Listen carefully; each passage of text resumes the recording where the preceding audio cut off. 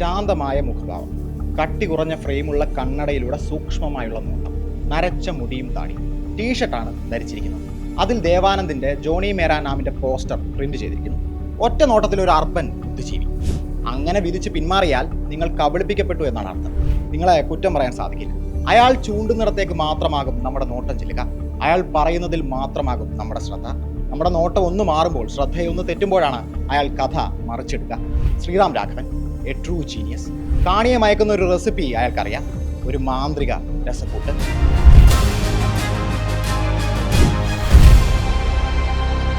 ഇതിന്റെ എല്ലാം തുടക്കം പൂനെയിൽ നിന്നാണ്. മഹാരാഷ്ട്രയിലെ ഒരു തമിഴ് കുടുംബത്തിലെ 3ാം തലമുറയിൽപ്പെട്ട ആളാണ് ശ്രീറാം. ഈ നഗരമാണ് ശ്രീറാമിലെ സിനിമാ കമ്പം ഉണർത്തിയത്. അമ്മ ഒരു സിനിമാ പ്രേമി ആയിരുന്നുവെങ്കിലും ശ്രീറാമിനും സഹോദരൻ ശ്രീധറിനും എല്ലാ പടങ്ങളും കാണാനുള്ള അനുമതി ഉണ്ടായിരുന്നില്ല. ഹോളിവുഡ് ക്ലാസിക്കുകളായ Ben Hur, born free, the guns of Navarone പോലുള്ള ചിത്രങ്ങളിലൂടെയാണ് സിനിമ കാണലിന് ഹരിശ്രീ കുറിക്കുന്നത്. ബോളിവുഡ് സിനിമകൾ ശ്രീറാമിന്റെ പരിധിക്ക് പുറത്തായിരുന്നു. എന്നാൽ ഒരിക്കൽ അമ്മ ശ്രീറാമിനെയും സഹോദരനെയും യാദോങ്കി ബാരാത്ത് എന്ന സിനിമ കാണാൻ അനുവദിച്ചു. ആ രുചി ശ്രീറാമിന് ശരിക്ക് പിടിച്ചു.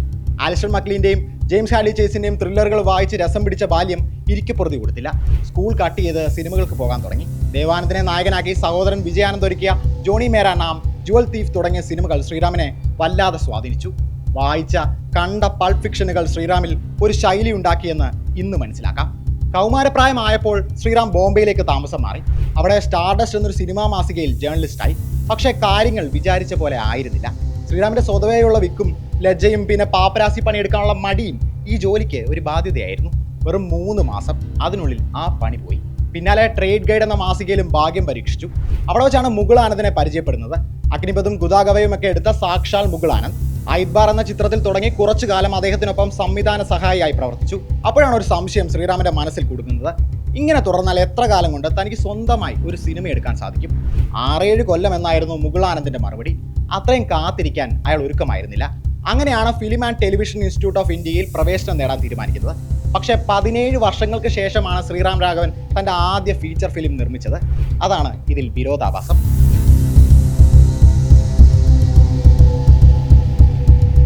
FTAയിൽ വെച്ച് ശ്രീറാം രാഘവൻ എടുത്ത ഡിപ്ലോമ ഫിലിം അദ്ദേഹത്തിന്റെ പ്രതിഭയുടെ തെളിവായിരുന്നു. ദ 8 കോളം അഫയർ എന്ന ആ 30 മിനിറ്റ് ദൈർഘ്യമുള്ള ഹ്രസ്വചിത്രത്തിന്റെ എഡിറ്റർ രാജ്കുമാർ ഹിറാനിയാണ്. 1987 മികച്ച ഹ്രസ്വചിത്രത്തിനുള്ള ദേശീയ പുരസ്കാരം ഈ ഹ്രസ്വചിത്രത്തിനാണ് ലഭിച്ചത്. പത്രത്തിലെ സ്പോർട്സ് പേജിലുള്ള ഒരു ടെന്നീസ് താരം 1-ാം പേജിലെ മെയിൻ വാർത്തയിലുള്ള ഒരു സുന്ദരിയുമായി പ്രണയത്തിലാകുന്നതാണ് ഈ ഷോർട്ട് ഫിലിമിന്റെ കഥ. അവളുമായി ഒന്നിക്കാൻ അവൻ പത്രത്തിലെ വിവിധ കോളങ്ങളിലൂടെയും പരസ്യങ്ങളിലൂടെയും സഞ്ചരിക്കുന്നു. പ്രമേയപരമായും പരിചരണപരമായും ഒരു പരീക്ഷണം തന്നെയായിരുന്നു ഈ ഹ്രസ്വചിത്രം.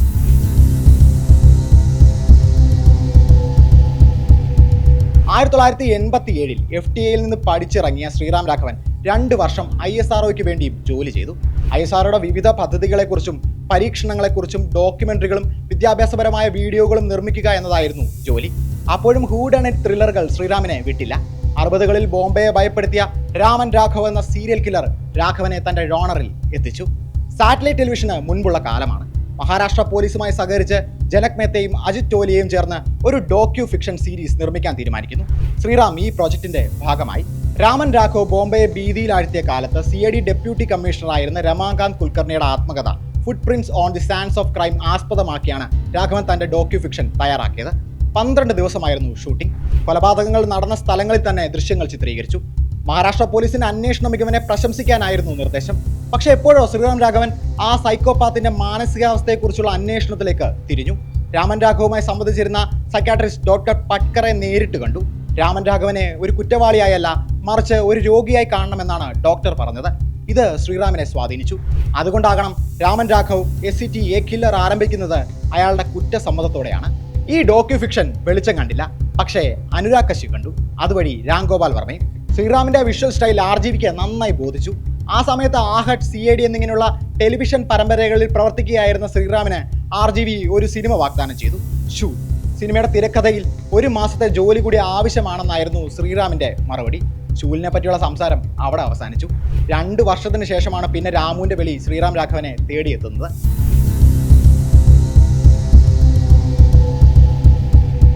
മുംബൈയിലെ എൻകൗണ്ടർ സ്പെഷ്യലിസ്റ്റ് ദയാ പവാറിനെ കുറിച്ച് ദയ എന്ന പേരിൽ ഒരു ബയോപിക് എടുക്കണം. അതായിരുന്നു ആവശ്യം. ശ്രീറാം ഒപ്പം കൂടി. പക്ഷേ സിനിമ വൈകി. ഇതാണ് പിന്നീട് അബ് തക് ചോപ്പനായി മാറിയത്. ഈ സമയത്താണ് പൂജാലത സുർത്തിയുടെ സ്ക്രിപ്റ്റ് ശ്രീറാം രാഘവന്റെ കൈവശമെത്തുന്നത്. പൂജയുടെ തിരക്കഥ ശ്രീറാം രാഘവന്റെ ആദ്യ സിനിമയായി മാറി ഏക് ഹസീനാഥി. ഊർമിളയും സെയ്ഫ് അലി ഖാനുമായിരുന്നു ഏക് ഹസീനാഥിയിലെ കേന്ദ്ര കഥാപാത്രങ്ങളെ അവതരിപ്പിച്ചത്. ഒരു റോംകോം ഹീറോ ആയിരുന്ന സെയ്ഫിന് മറ്റൊരു ഭാവം നൽകിയ ചിത്രമായിരുന്നു ഇത്. സിനിമയിലെ വില്ലൻ ഭാവങ്ങൾ സെയ്ഫിന് നന്നായി ഇണങ്ങി.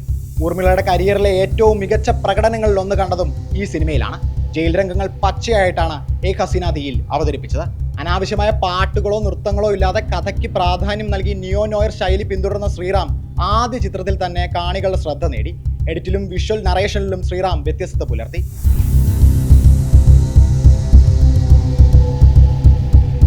ജോണി ഗദാർ ആയിരുന്നു അടുത്ത ശ്രീറാം രാഘവൻ ചിത്രം. ധർമ്മേന്ദ്രയുടെ ശേഷാദ്രി നയിക്കുന്ന 5 അംഗ കള്ളക്കടത്ത് സംഘം വലിയൊരു പദ്ധതി ആസൂത്രണം ചെയ്യുന്നു. ഇതിനിടയിൽ ഈ ഗ്യാങ്ങിലെ അത്യാഗ്രഹിയായ വിക്രം സ്വന്തം പങ്കാളികളെ ചതിക്കുന്നു. തുടർന്നുണ്ടാകുന്ന സംഭവ വികാസങ്ങളാണ് സിനിമയെ നയിക്കുന്നത്.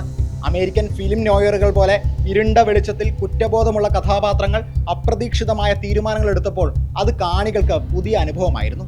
അമിതാഭ് ബച്ചൻ, വിന്റേജ് ബോളിവുഡ് ത്രില്ലറുകൾ, പൾപ്പ് ഫിക്ഷൻ, നോവൽ റെഫറൻസുകൾ എന്നിവ സിനിമയ്ക്ക് മറ്റൊരു സ്വഭാവം നൽകി. CK മുരളീധരന്റെ ക്യാമറ ആ സ്വഭാവം ചോരാതെ പകർത്തി.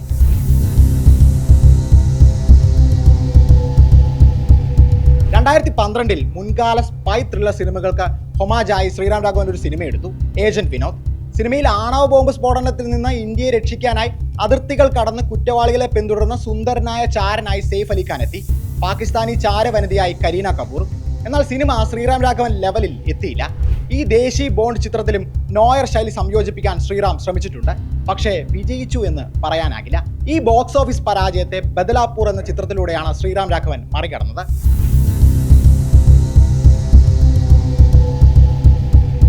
ഇറ്റാലിയൻ എഴുത്തുകാരൻ മാസിമോ കാർലോട്ടോയുടെ ഡെത്ത് ഡാർക്ക് അബീസ് എന്ന നോവലാണ് ബദലാപൂരിന്റെ ആധാരം. ഒരു ബാങ്ക് കവർച്ചയ്ക്കിടയിൽ തന്റെ ഭാര്യയെയും മകനെയും നഷ്ടപ്പെടുന്ന ഒരാളുടെ 15 വർഷം നീണ്ടു നിൽക്കുന്ന പ്രതികാര കഥ. ഇരവേട്ടക്കാരനായി മാറുന്ന സങ്കീർണമായൊരു മാനസികാവസ്ഥയാണ് സിനിമയിൽ ആവിഷ്കരിച്ചിരിക്കുന്നത്. വരുൺ ധവാൻ, നവാസുദ്ദീൻ സിദ്ദിഖി എന്നിവരുടെ കരിയറിലെ ഏറ്റവും മികച്ച പ്രകടനങ്ങളിൽ ഒന്നായിരുന്നു ഇത്. ശ്രീറാം രാഘവന്റെ ഏറ്റവും ഡാർക്ക് സിനിമകളിൽ ഒന്നുകൂടിയാണ് ബദലാപൂർ.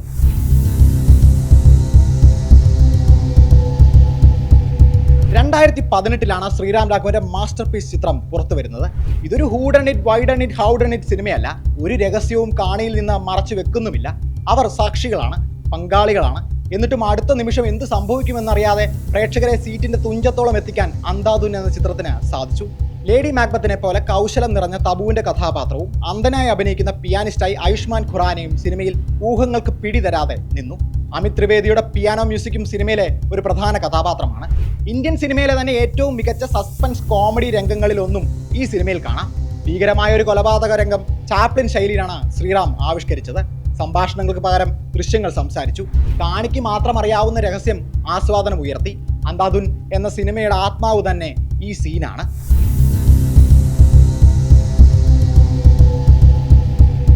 ഒരേ സമയം തമിഴിലും ഹിന്ദിയിലുമാണ് അടുത്ത ചിത്രം ശ്രീറാം ഒരുക്കിയത്, മെരി ക്രിസ്മസ്. ഫ്രഞ്ച് എഴുത്തുകാരനായ ഫെഡറിക് ഡാർഡ് എഴുതിയ ക്രൈം നോവലിനെ ആസ്പദമാക്കിയാണ് ഈ ചിത്രം നിർമ്മിച്ചിരിക്കുന്നത്.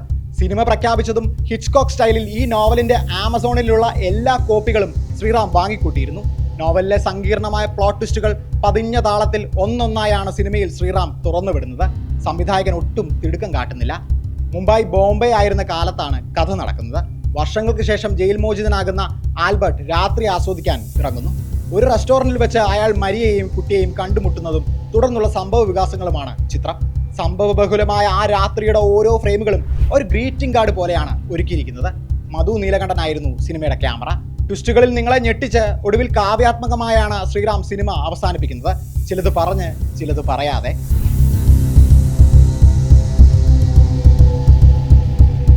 ശ്രീറാം രാഘവന്റെ ഫിലിമോഗ്രഫിയിലെ ഏറ്റവും വ്യത്യസ്തമായ ചിത്രമായിരുന്നു 2026 ഇറങ്ങിയ ഇക്കീസ്. 1971 ഇൻഡോ പാക് യുദ്ധത്തിലെ ബാറ്റിൽ ഓഫ് ബസന്തർ എന്ന നിർണായക പോരാട്ടത്തിൽ 21ാം വയസ്സിൽ രക്തസാക്ഷിയായ സെക്കൻഡ് ലഫ്റ്റനന്റ് അരുൺ ഖേദർപാലിന്റെ ജീവിത കഥയാണ് ഇക്കീസ് പറഞ്ഞത്. പക്ഷേ ഇത് കേവലം ഒരു യുദ്ധചിത്രമല്ല. സാധാരണ കാണുന്നത് പോലെ അതിദേശീയതയിൽ നിന്നുണ്ടാകുന്ന യുദ്ധവെറി ഈ സിനിമയിൽ കാണാനാകില്ല. അരുണിന്റെ പിതാവിനെ കൂടി ഇക്കീസ് ഉൾക്കൊണ്ടു. യുദ്ധത്തിനും സമാധാനത്തിനും ഇടയിലുള്ള സ്വീറ്റ് സ്പോട്ട് കണ്ടെത്താൻ ശ്രീറാം രാഘവന് സാധിച്ചു, തന്റെ തനിമ ചോരാതെ സൂക്ഷിക്കാനും.